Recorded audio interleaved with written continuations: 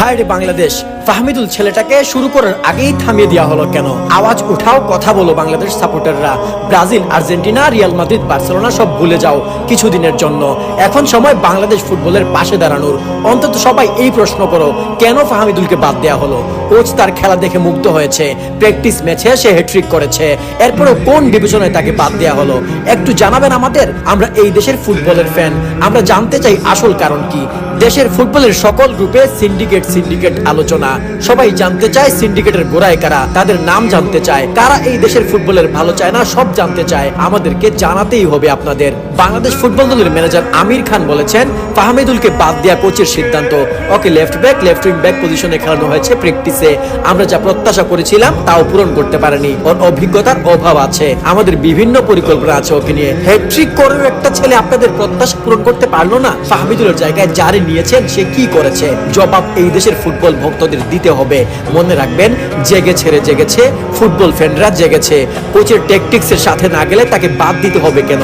স্বভাবতই এইখানে ফাহমিদুল থেকে বেটার অপশন না থাকার পসিবিলিটি বেশি। তবুও যদি থেকে থাকতো সেক্ষেত্রেও ফাহমিদুলকে বেঞ্চ করে রাখা হতো, কিন্তু কোচ তা করলেন না। ফাহমিদুল মন জয় করতে না পারলে তাকে বেঞ্চ করা হোক। অভিজ্ঞতা এমনিতে আসবে না, দলের সাথে নিয়ে চলতে হবে, সিনিয়রদের সাথে রাখতে হবে, তবেই অভিজ্ঞতা আসবে। অজুহাত দেওয়া হয়েছে ফাহমিদুলের বয়স কম। তো বুইরা বাম না হওয়ার আগ পর্যন্ত কি কেউ এই দেশের ফুটবলে চান্স পাবে না? Age doesn't matter in football. বয়স ম্যাটার করলে রোনালদো বাদ পড়তো, আবার লামিন এন্ড্রিকো ফুটবলে আসতে পারতো না। তাই এই লেম লজিক বাদ দিতে হবে। 17 বছরের লামিন কুবার্সিরা ইউরোপিয়ান ফুটবল মাতাচ্ছে, তাহলে 18 বছরের ফাহমিদুল সব গুণ রেখেও কেন বঞ্চিত? আরেক অজুহাত হলো সে এখনো প্রতিযোগিতামূলক ম্যাচের জন্য নাকি প্রস্তুত না। ও কম্পিটিটিভ লিগ ইতালির সেরি ডিতে খেলেছে। এই অজুহাত আধুনিক ফুটবলের প্রেক্ষাপটে মানানসই না। এমন ঘটনা অবশ্য আজকে নতুন না। বাংলাদেশ ফুটবলে সিন্ডিকেটের কত বাজে প্রভাব আছে এবং তারা যে ফুটবলারকে মানসিকভাবে শেষ করে দিতে পারে তার সবচেয়ে বড় ভুক্তভোগী হলো ইউসুফ জুলকারনাইন হক। 2022 সালে সে ইংলিশ দ্বিতীয় বিভাগের ক্লাব ইস্টউইচ টাউনের অনূর্ধ্ব 21 দলে খেলতো উইঙ্গার হিসেবে।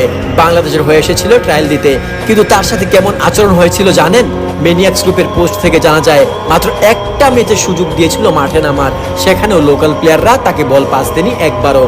পুরো ম্যাচ একা দাঁড়িয়েছিল ইউসুফ, এরপর সে আবার ইংল্যান্ড ফিরে যায়। এখানে সিন্ডিকেটের অভিযোগ উঠে আসা স্বাভাবিক। বাফুফের সভাপতি তাবিদ আউয়াল ভাইকে আমরা সমর্থন জানাই। তাকে দ্ব্যর্থহীন ভাষায় বলতে চাই, এই দেশের ফুটবল এগিয়ে নিতে আপনি সচেষ্ট হন, দেশের মানুষ আপনার পাশে থাকবে। সিন্ডিকেটের বীজ উপড়ে ফেলে দিন। হায় রে বাংলাদেশ, ফাহমিদুল ছেলেটাকে শুরু করার আগেই থামিয়ে দেওয়া হলো কেন? আওয়াজ উঠাও, কথা বলো বাংলাদেশ সাপোর্টাররা। Brazil, Argentina, Real Madrid, Barcelona সব ভুলে যাও কিছুদিনের জন্য। এখন সময় বাংলাদেশ ফুটবলের পাশে দাঁড়ানোর। অন্তত সবাই এই প্রশ্ন করো, কেন ফাহমিদুলকে বাদ দেওয়া হলো? কোচ তার খেলা দেখে মুগ্ধ হয়েছে, প্র্যাকটিস ম্যাচে সে হ্যাট্রিক করেছে।